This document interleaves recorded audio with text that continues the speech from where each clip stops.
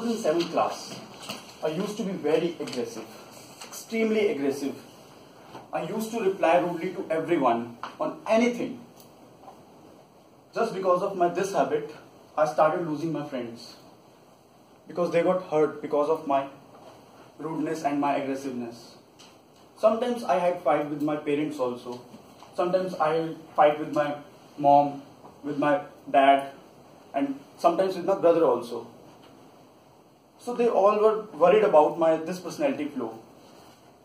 Because they always got hurt because of this rudeness and my aggressiveness, my bad behavior with them, which always hurt them. So my father, he decided that he must have a word with me for this. So one day he came to me and he asked me to accompany him to the market.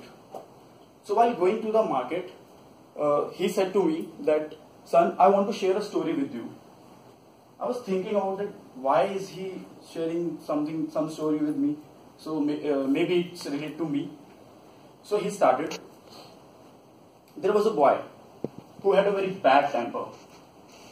So one day, his father gave him a bag of nails and a hammer and told him that whenever you feel that you are getting angry, just hammer a nail into the back of the fence. He told his son that whenever he gets angry, he must hammer a nail into the back of the fence. So the son started from the very next day. So for the first day, he nailed 37 nails into the fence. 37 nails. Over the next few weeks, he continued to hammering the nails. One day came when he learned to control his temper. He learned how to control his temper, and he was able to tell his father that today I have not nailed and hammered any nail into the fence. So his father was happy that finally a day came when he did that. So he went to the father and tell that thing. So his father replied that as a sign of your success, as you succeed, that whenever you were feeling that you are in anger and you were hammering the nail into the fence, and that time you realize that it is really easier to hold your temper than hammering a nail into the fence. So now, as a sign of your success, you now start doing one thing: pull out one nail each day. As a sign of your success, that you control your temper. One day you control your temper, just go there and pull out one nail from the fence. Again, the boy started the same thing. He started following those things. So one day came when all the nails were gone. He again called his father.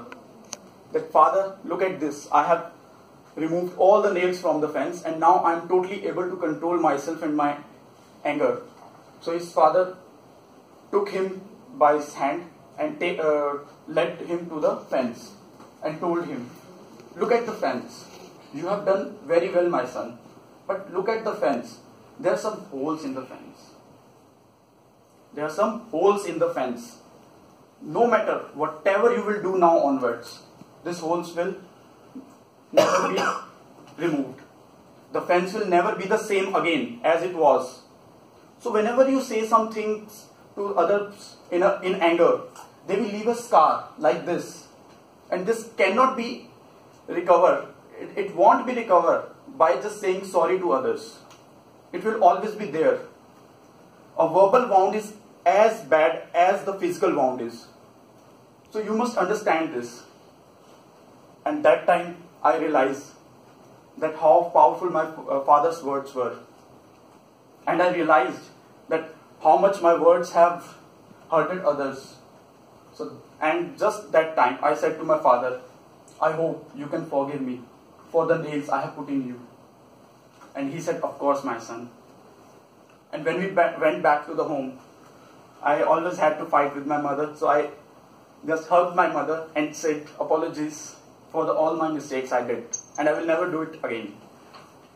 And after that, my life was on track. Everything was good, and I had very great friends that time.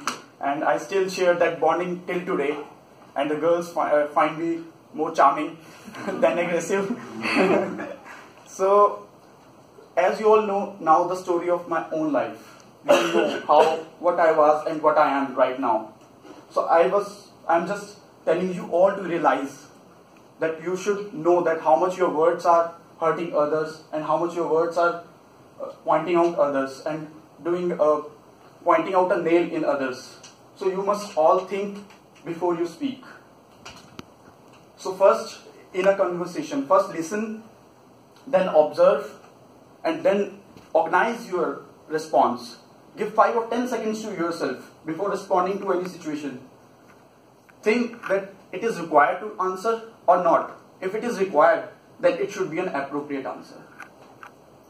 Open your mind before your mouth. Thank you.